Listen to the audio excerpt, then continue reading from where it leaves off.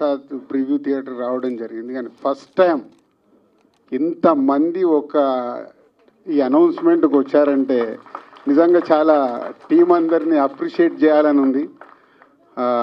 ఇందాక దొరైని అడిగితే మేనేజర్లం కదా సార్ అంటే మీ స్ట్రెంత్ ఏంటో కరెక్ట్గా చూపించారనిపించింది.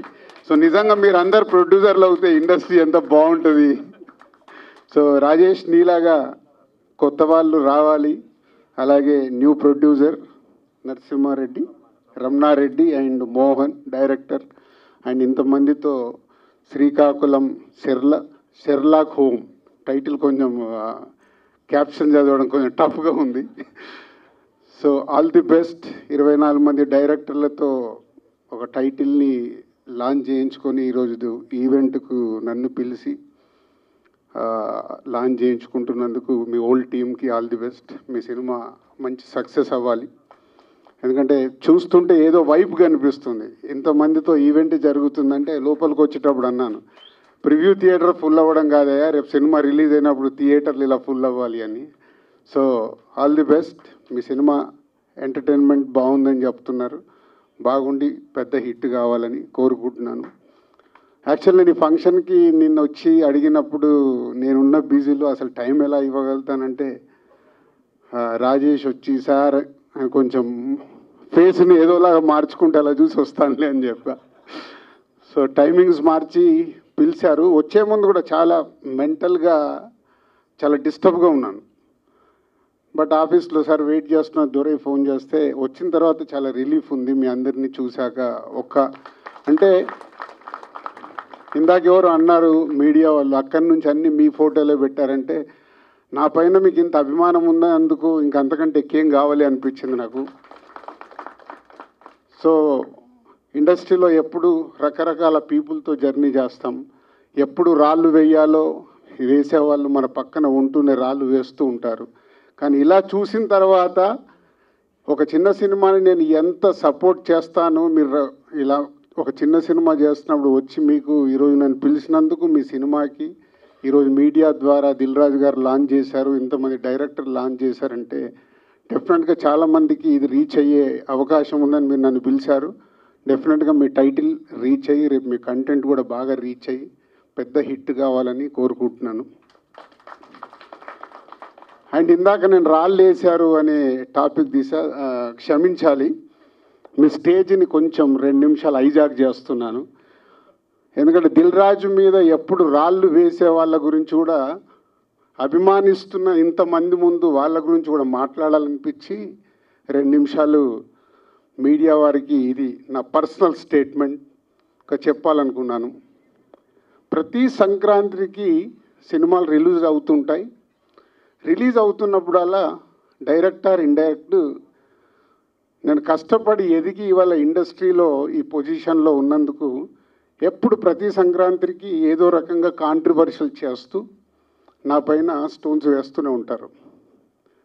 అది ఆల్మోస్ట్ మీరు అందరికీ తెలియంది కాదు, 7-8 ఇయర్స్ నుంచి నడుస్తూనే ఉంది. సో నేను చిరంజీవి గారు మాట్లాడుతూ వారు ఎంత బాగా చెప్పారు, దిల్ రాజుకు తెలుసు దేనికి ఎలా ఏం చెయ్యాలి అని, ఈజ్ ఎక్స్పీరియన్స్ పర్సన్ అని. కానీ ఈరోజు కొందరు వెబ్సైట్లలో చిరంజీవి గారు మాట్లాడిన దాన్ని ఇంకొకలాగా టర్న్ చేసి రాశారు. అవి 2 ప్రముఖ వెబ్సైట్లే. అంటే మీరు నా పైన ఏదో రాసి మీ వెబ్సైట్ ఇంపార్టెన్స్ని పెంచుకోవడానికి వేరే వాళ్ళు ఎందుకు వాడుకుంటున్నారు? మీకు ఇది అవసరమా? అంటే దిల్ రాజు ఏం రియాక్ట్ అవ్వడు, సాఫ్ట్గా వెళ్తాడు అనుకుంటున్నారా? తాట తీస్తా. చాలా రోజుల నుంచి ఓపిక పడుతున్నాను, ఎందుకు అని సాఫ్ట్గా వెళ్దామని. సంబంధం లేకుండా పోనీ ఆ ప్రొడ్యూసర్ వచ్చి మీ దగ్గర ఏమన్నా మాట్లాడా? మీకు అంత దమ్ముంటే ఆ ప్రొడ్యూసర్ని అన్ని స్టేజ్ పై పిలిచి కూర్చోబెట్టి క్వశ్చన్స్ వేయండి. ఎందుకు ప్రతి సంక్రాంతికి నన్నే టార్గెట్ చేయాలి? ఇంతమంది నన్ను అభిమానిస్తున్నారు కదా, 95% నన్ను ఇష్టపడతారు, 5% ఇష్టపడతారా? అది ఇష్టపడరా వాళ్ళ ఇష్టం. ఒక మనిషిగా నేను అందరినీ సాటిస్ఫై చేయలేను. సాటిస్ఫై చేస్తున్నాను కాబట్టి ఇండస్ట్రీలో నాకు ఈరోజు ఇంత మంచి పేరు ఉంది.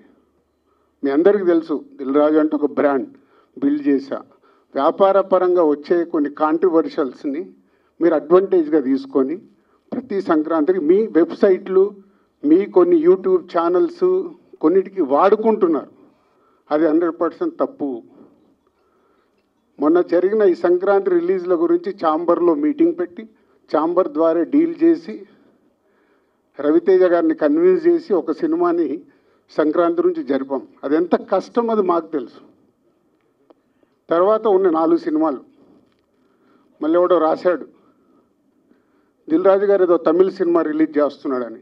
ఎవడు చెప్పాడురా నీకు నేను రిలీజ్ చేస్తున్నానని? ఎవడు చెప్పాడు?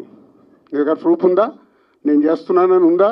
ఆ తమిళ సినిమాను కూడా రిలీజ్ పోస్ట్పోన్ చేయించింది నేను, తెలుగులో రిలీజ్ వద్దు అని. మీకు తెలియని న్యూస్లు రాసుకుంటూ ఎందుకు వాడుకుంటున్నారు?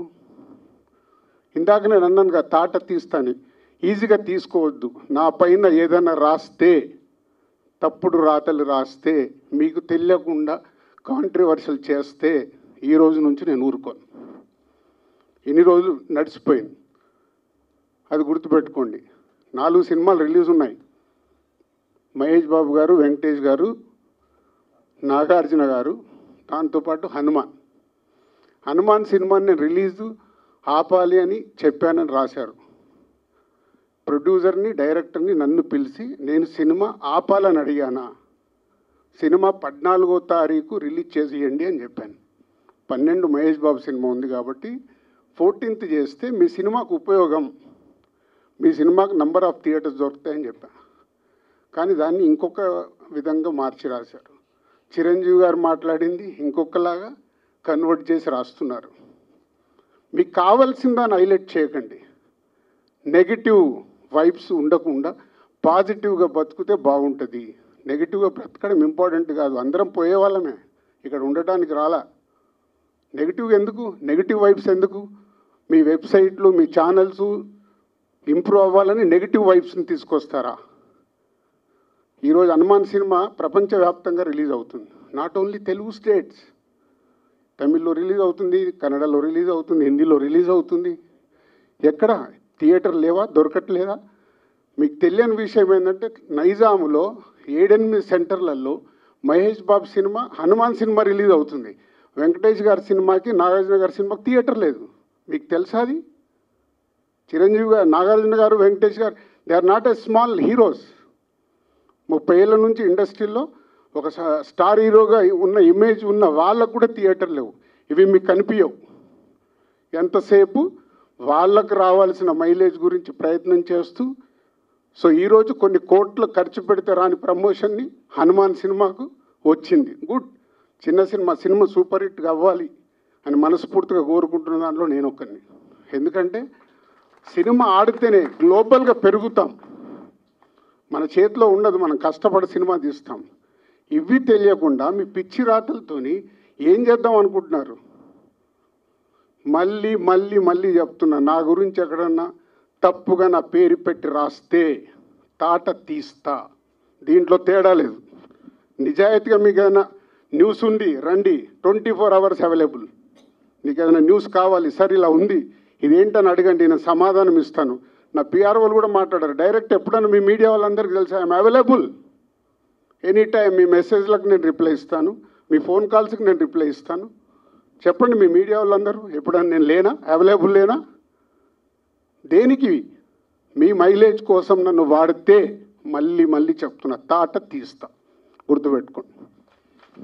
అండ్ సారీ అండి, మీ డయాస్ వాడుకోవాల్సి వచ్చింది. చాలా ఎమోషనల్గా ఉన్నా.